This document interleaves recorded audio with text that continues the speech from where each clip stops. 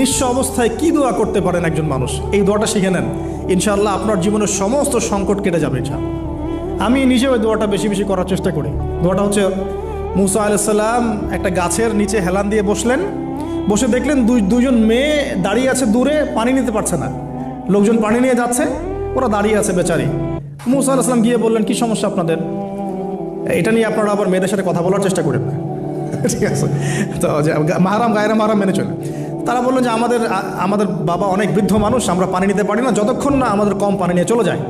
মুসা আলাইহিস সালাম তো একটু বললাম না, ফিজিক্যালি খুব স্ট্রং ছিলেন, থাকে না বডি বিল্ডার, সামনে গিয়ে কথা বলে সরো পানি দিতে দাও, তখন মানুষ একটু মূল্যায়ন করে না। তো মুসা আলাইহিস সালাম এভাবে পানি নিয়ে দিলেন এবং বাছুরদেরকে পানি পান করালেন, করিয়ে গাছের নিচে এসে বসে আছেন।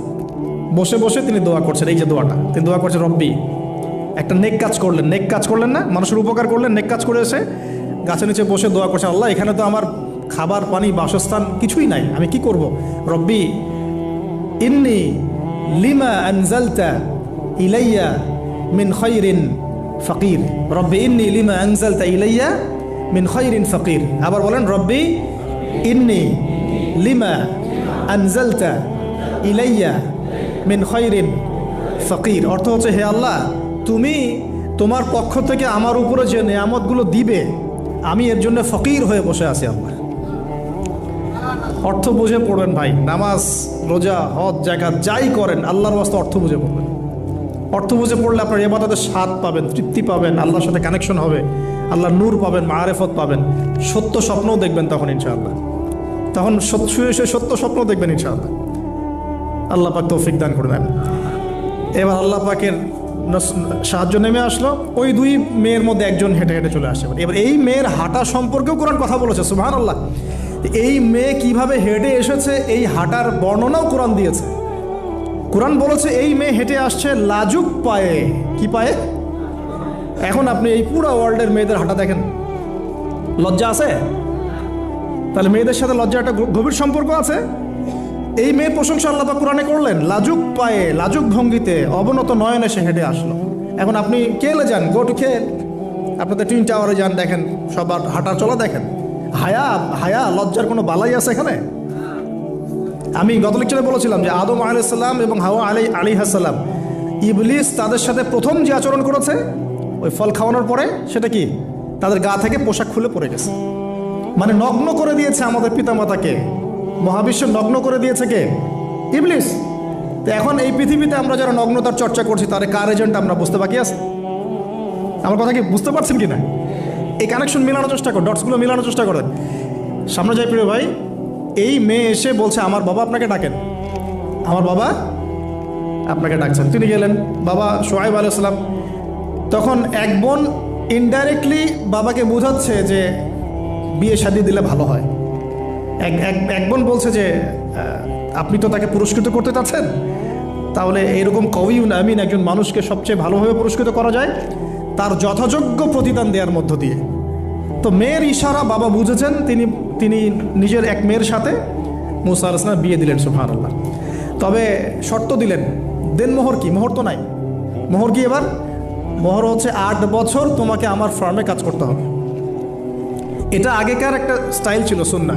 এটা এখন নাই যদিও, আগে এরকম ছিল যে দেনমোহর দেওয়ার জন্য এই একটা পদ্ধতি ছিল। যেমন ইয়াকুব আলাইহিস সালামের ক্ষেত্রেও এরকম 7 বছরের কথা আসছে, তিনি 7 বছর তার শ্বশুরের ফার্মে কাজ করেছেন। এটা নতুন ছিল না ওই সময়, এটা কমন ছিল। এখন যেমন আমাদের দেশে কমন 10 লাখ টাকা মোহর হবে, 10,000 টাকা দিব, বাকিটা সব বাকি, তাই না? তো এরকম আর কি কমন কিছু বিষয় থাকে আর কি। আস্তাগফিরুল্লাহ, মাফ করুক। বলবে বাসরাতে, বলবে আমাকে মাফ করে দাও। শুরুতেই নিজের গায়রথহীনতার পরিচয় দিল। আবার এদিকে শ্বশুরের কাছে মাশাল্লাহ মোটা অঙ্কের ডোনেশন নিতে চাচ্ছে, যৌতুক। বিয়ে আমাদের ওখানে মাশাল্লাহ মানে কেনা বেচা, মেয়ে বিক্রি করতেছে আর ছেলে কিনতেছে। এবার 8 বছর পূর্ণ করা হলো, তিনি আরও 2 বছর 10 বছর পূর্ণ করলেন। এই 10 বছরে মুসা আলাইহিস সালাম নববী পরিবেশ পেলেন, অভিভাবক পেলেন, স্ত্রী পেলেন, প্রেমময়ী সন্তান ইত্যাদি সব কিছু। এবার আল্লাহ রাব্বুল আলামিন তাকে মিশরের দিকে যাওয়ার যে সময় তো এখন হয়ে গেছে, 10 বছর হয়ে গেছে, মিশরে যেতে হবে। যাওয়ার পথে স্ত্রীর প্রসব বেদনা উঠেছে। তখন মুসা আলাইহিস সালাম আগুন খুঁজছেন। আগুন কি খুঁজছেন ভাই? আগুন খুঁজতে তুর পাহাড়ের ওখানে গিয়ে দেখছেন যে আগুন গাছে জ্বলছে। সবুজ পাতার উপরে আগুন, তিনি অবাক। এই সময় আওয়াজ আসলো, বিসমিল্লাহির রহমানির রহিম, ইন্নী আনা রব্বুক ফাখলা'না আলাইক ইন্নাকা বিল ওয়াদিল মুকদ্দাসি তুয়া। মুসা, ইন্নানি আনা আল্লাহ লা ইলাহা ইল্লা আনা ফা'বুদনি ওয়া আকিমিস সালাতা লিযিকরি। মানে এখানে অনেকগুলো কথা আছে, সূরা তাহার মধ্যে আছে। আওয়াজ চতুর্দিক থেকে ভেসে আসলো, মহান আল্লাহ রব্বুল আলামিন তার শান অনুযায়ী, তার ইজ্জত অনুযায়ী তিনি যেভাবে কথা বলেন সেভাবে মুসা আলাইহিস সালামের সাথে কথা বললেন। আল্লাহু আকবার।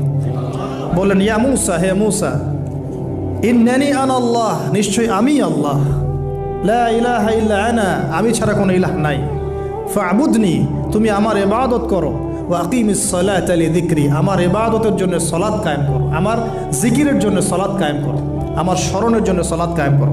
ফাখলা'না আলাইক, তোমার জুতা খুলে ফেলো, ইন্নাকা বিল ওয়াদিল মুকদ্দাসি তুয়া, তুমি তুয়া উপত্যকায় আছো, পবিত্র তুয়া উপত্যকায় আছো। আদব শেখানো হলো, এভাবে অনেক কথোপকথন হলো। নবী মুসা আলাইহিস সালাম ভয় পেয়ে গেলেন।